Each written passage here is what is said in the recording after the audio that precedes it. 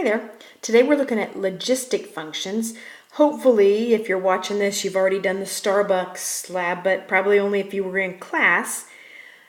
What you ideally came up with on your Starbucks is looking at the growth of Starbucks stores and how many there are. It increases exponentially. If you were to plot that data, you could see that it starts to grow crazy exponential-like. Now, the problem is there's going to be a limit to that. You're not going to continue to have more and more and more Starbucks. You can't have more than one Starbucks on a corner. Otherwise, they're going to both go out of business.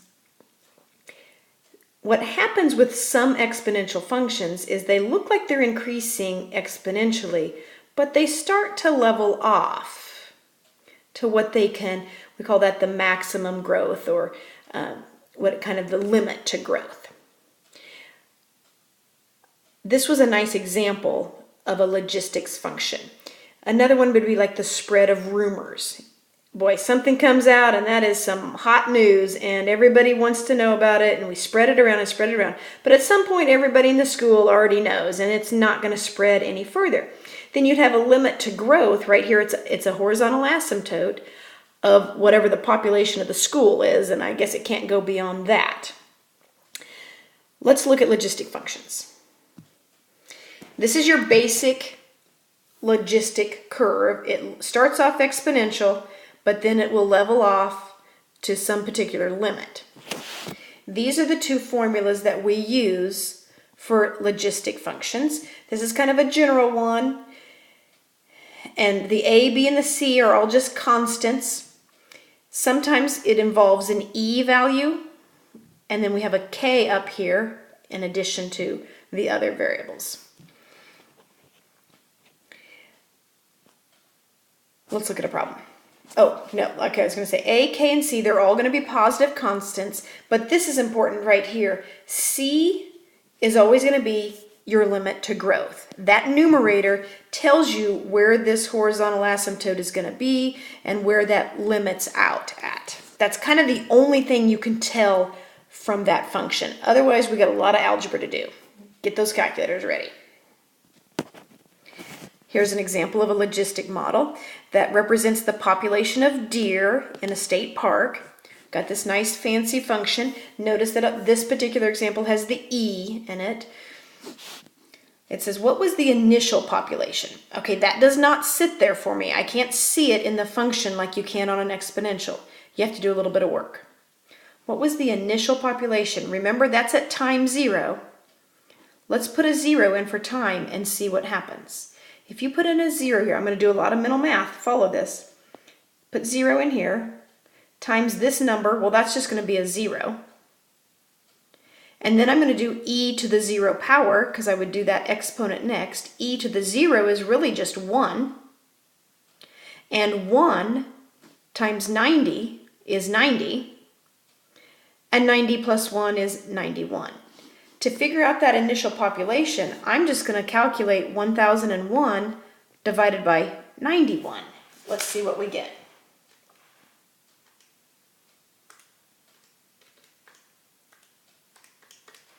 Oh, well, how pretty is that? The initial population was 11.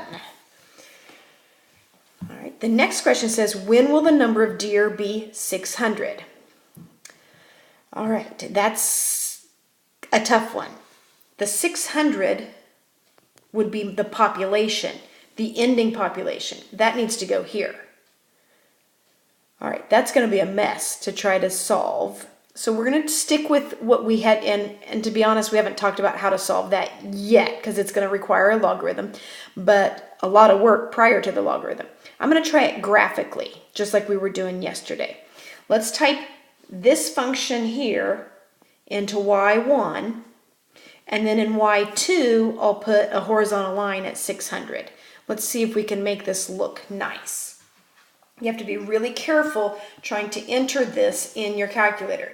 You're going to need to have parentheses around this entire denominator to show that it all needs divided by. So I'm going to my y equals, and I'm going to type in 1001, and I'm going to divide it by open parenthesis 1 plus 90. I trust my order of operations on my calculator. I'm just going to go 1 plus 90. Second ln will get me that e. Notice it opened a parenthesis, which is kind of nice. I'm going to put my negative 0.2 x. I'm going to close the parenthesis on the exponent. It actually put little parentheses here for me, which means I still need to put a closed parenthesis for the denominator. Some of you with the fancier calculators, it pops up into a fraction form and looks really nice. If you have an older version, then you kind of have to be really careful with your parentheses. In Y2, I'm going to put a horizontal line at 600. Let's fix our window before we try to graph that thing.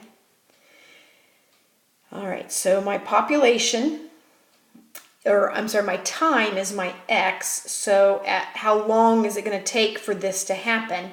Well, think about it. You started at 11, and you're trying to end up at 600.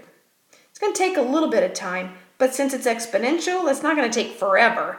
I think I'm going to stick with my 0 to 30 on this. And then, let's see.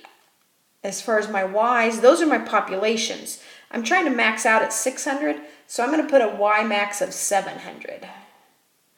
And then I'm going to graph that and hope I see what I want to see here. Okay, mine is a little bit, I don't know, it's working okay. I'm going to come down here and show you what I'm looking at. I have what looks like an exponential model, and to be honest, I don't hardly see this level off, but I can just see it starting to level off. And then there's like this horizontal line right here. I really don't see this part of my graph. I just know that it's there, and if I opened up my X window, I would see it. Probably my Y window a little bit also. But I'm searching for this point, and I see it on my graph, so I'm going to go with it. Second calc. Number 5. First curve, second curve. Make a guess, and I've got it. This spot right here has an X value of 24.51. I'm just going to bring this over here and say that is 25.51 years. That's my time. And to be honest, well, I guess they didn't really tell me a starting year. I just know it's going to be 25 and a half years is when it's going to reach 600. All right, let's look at part C. What is the maximum number of deer possible in the park?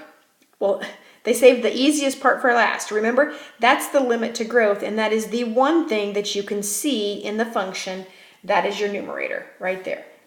The maximum number of deer possible, 1001. Now, maybe it would get over that, but it would never hold over the 1001, so we call that the limit.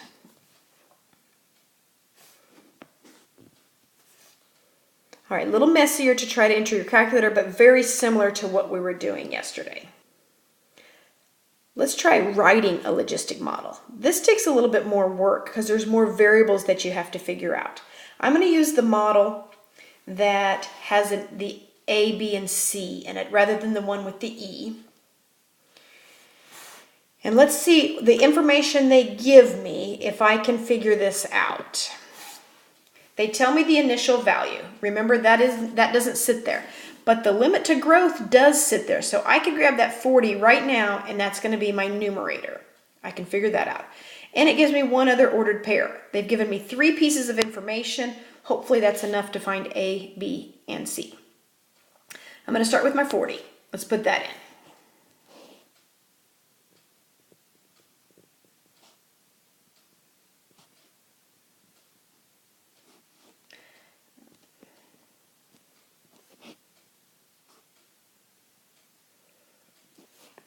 The next thing I'm going to work on is that initial value. Remember that the initial value is basically an ordered pair 0, 10. Let's think through that. If I plug 0 in for X, let's go through the process. I plug in 0 right here. B to the 0 is 1. And 1 times A is A. And then I kind of have to stop. I can't do much more. What I end up with is a 40 over a 1 plus a. Now remember, I put 0 in for x. I should be getting 10 back for the y. That's what the ordered pair says. So this right here needs to equal 10. All right, let's do some algebra. Multiply both sides by 1 plus a.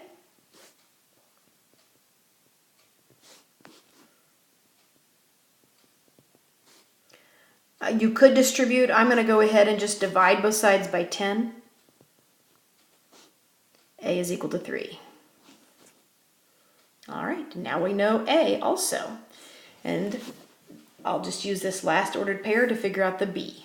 I hope I'm not going to run out of room here. Let's see what happens. This was kind of my step 1. This was my step 2. I'll change colors again. Let's go over here to step 3. F of x equals 40. 1 plus 3b to the x. I've got to find the b. I'm going to plug the 120 point in and go solve for b.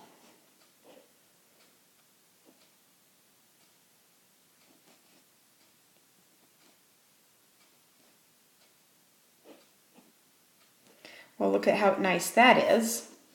B to the first power is just going to be a 3 or a b, so I end up with 1 plus 3b. That's not too bad. Let's multiply both sides by 1 plus 3b.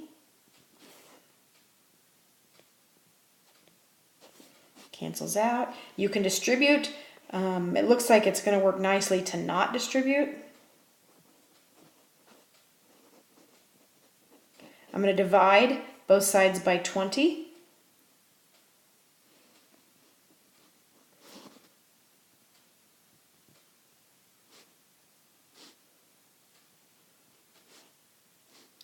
B is 1/3. I got my B, I got my A, I knew my C value. Let's write that function. Final answer. My goal was to write the function. See if I saved enough room here. F of x is equal to 40 over 1 plus 3, put the 1/3 in parentheses, to the x power. There's your function. A little bit more work to write the logistic models, but very doable. Good luck.